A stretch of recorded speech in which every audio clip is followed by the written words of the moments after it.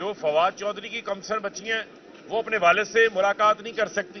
कल जो बम धमाका हुआ उसके ऊपर हमें बड़ा शदीद हमें दुख भी है, रंज भी है। जो मुल्क की सिक्योरिटी की सूरत हाल है उसके ऊपर भी देखने की जरूरत है कि जो हमारी securities and law and order agencies हैं उनकी तवज्जो जो है वो किस तरफ है। एक बगैर नंबर प्लेट वीगो डाले को रोका है, लेकिन मेरे ऊपर FIR दर्ज कर दी जाती है कि मैंने 50 तरबियत याफ्ता कमांडो उनके एस्कॉर्ट के अंदर लोग थे, उनके साथ डकैती भी कर ली, उनकी वर्दियां भी फाड़ दी, वायरलेस भी छीन के लेके जा रहे हैं। तो उसमें बतौर शहरी के जब आपके बुनियादी इंसानी हकूक मुअत्तल हो जाए तो आपने किसकी तरफ देखना है? आपने पाकिस्तान की अदलिया की तरफ ही देखना है ना। तो बतौर शहरी के तौर पे मेरे पास और क्या राइट है कि मेरी जब मावरा कानून काम होगा, मावरा आइन काम होगा, तो मैंने अदालत के सामने आना है, इंसाफ के लिए अदलिया के पास आना है, इन मोअज़्ज़िज़ जज साहबान के पास आना है। इनकी फिर जिम्मेदारी जो है वो शुरू हो जाती है। यहां पे जो फवाद चौधरी की कमसर बच्चियां हैं वो अपने वालिद से मुलाकात नहीं कर सकती। छोटी छोटी बच्चियां आप लोगों ने सबने देखी हैं, उनकी तस्वीरें जो है वो सामने आ गई। मुझे पता है कि वो अपने वालिद के साथ जो है कितनी ज्यादा जो है अटैच है और फवाद उनके साथ कितना ज्यादा जो है वो अटैच है, लेकिन उनको जेल में जुडिशियल रिमांड के दौरान भी मिलने की इजाजत नहीं है, वकील को मिलने की इजाजत नहीं है। तो मुझे ये बताएं कि इतना कुछ हो रहा है इस मुल्क के अंदर, तो उसमें जो अदलिया का किरदार है वो बहुत अहम किरदार है। पूरी पाकिस्तान की नजरें पाकिस्तान की अदलिया की जानिब है और इसमें खास तौर के ऊपर बार बार हमने अपील की है और हम ये करते रहेंगे और ये जिम्मेदारी है पाकिस्तान की अदालतों की। आप देखें, हमने सड़कों पे एहतजाज का रास्ता तर्क किया, हमने आईनी रास्ता इख्तियार किया, कॉन्स्टिट्यूशनल रास्ता इख्तियार किया, यहां कोई काउंसलर की सीट नहीं छोड़ता। हमने 2 असम्बलियां तहलील की, इस मुल्क में इंतखाबात हो जाए।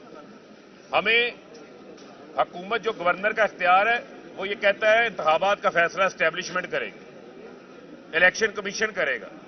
अब उसका आइन के अंदर आर्टिकल 105 बड़ा वाज़ेह है, उसका ये इख्तियार है कि उसने तारीख देनी है जो कि 90 रोज से ज्यादा नहीं होगी इंतखाबात, केयर टेकर सेटअप से पहले देनी। लेकिन हमें वापस अदालतों की जानिब आना पड़ रहा है। लाहौर हाईकोर्ट के अंदर पंजाब का इंतखाबात के हवाले से केस सब जुडिस है। आज हमने खैबर पख्तूनख्वा के इंतखाबात के लिए केस दायर कर दिया। कल जो बम धमाका हुआ उसके ऊपर हमें बड़ा शदीद हमें दुख भी है, रंज भी है। जो मुल्क की सिक्योरिटी की सूरत हाल है उसके ऊपर भी देखने की जरूरत है कि जो हमारी securities and law and order agencies हैं उनकी तवज्जो जो है वो किस तरफ है।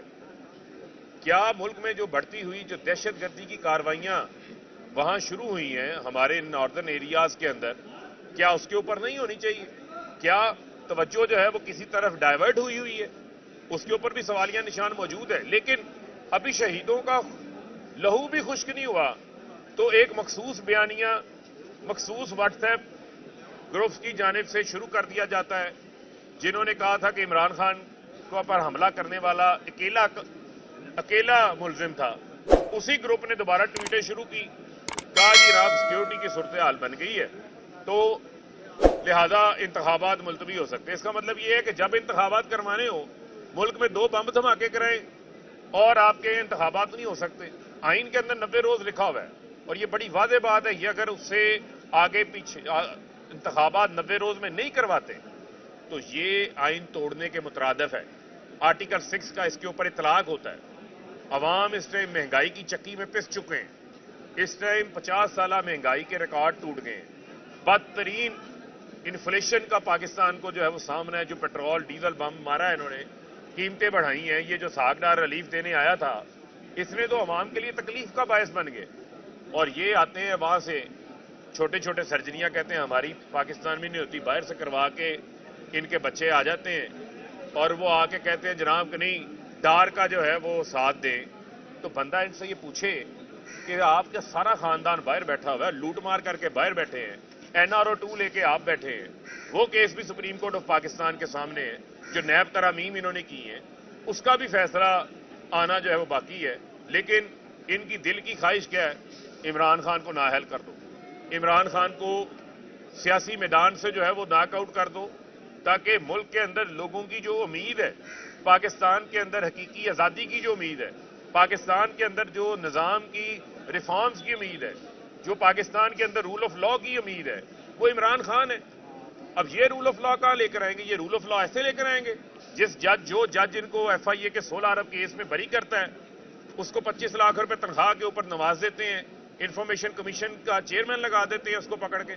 اور ڈاکٹر رضوان جو بیچارہ کیس جس نے سارا تیار کیا تحقیقات کر کے, جس کو یہ کہتے رہے ہیں کہ سلمان شہباز کو پتا ہے, وہ آ کر بتائے گا. سلمان شہباز آیا ہے, 14 دن کی ان کو جو ہے وہ مل جاتی ہیں, راہداری کی محفوظ ان کو ضمانتیں مل جاتی ہیں.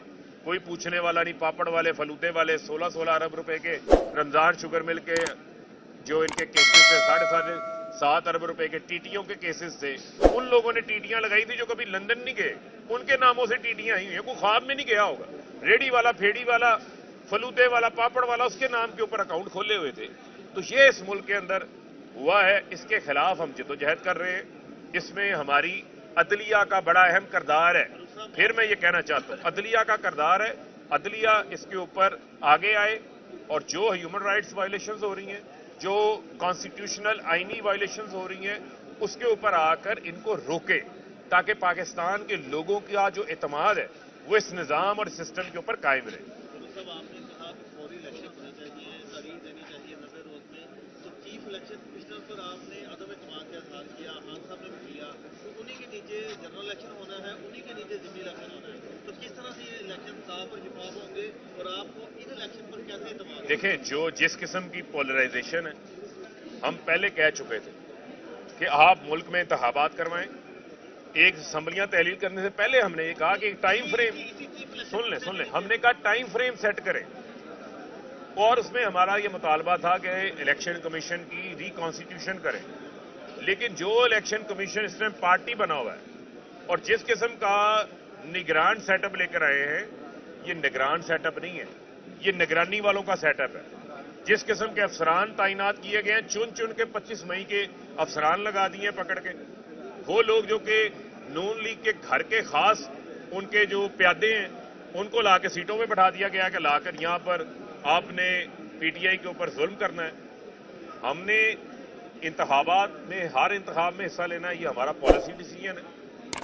ہم الیکشن لڑنے جائیں گے, انڈر پروٹیسٹ لڑیں گے, اور ہم یہ کوشش کریں گے کہ ان کی تمام تر جو بھی اقدامات ہیں, ہم نے 17 جولائی کو بھی مقابلہ کیا, اس کے بعد بھی ضمنی انتخابات میں مقابلہ کیا, ان کی تمام ابھی بھی مقابلہ کر رہے ہیں. جس قسم کا انہوں نے نگران سیٹ اپ لے کر آئے ہیں, یہ کسی سے ڈھکا چھپا نہیں ہے.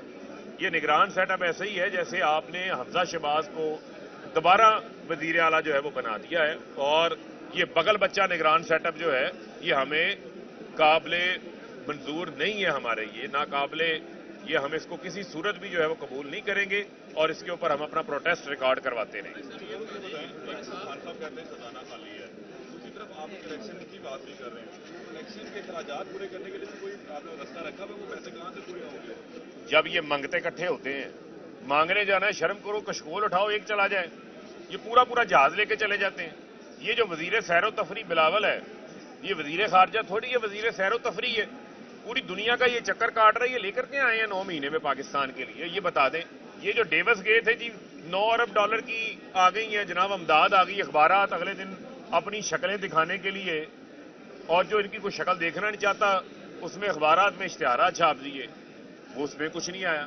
للو تو للو کے لیے پیسے نہیں ہیں. الیکشن کے لیے جہاں پر چند ارب درکار ہیں, جس نے اس ملک کے فیوچر کا تعین کرنا ہے, جن الیکشنز کے ذریعے اس ملک میں استحکام آنا ہے, اس کے لیے پیسے نہیں ہیں. یہ تو کوئی ایکسکیوز نہیں ہے.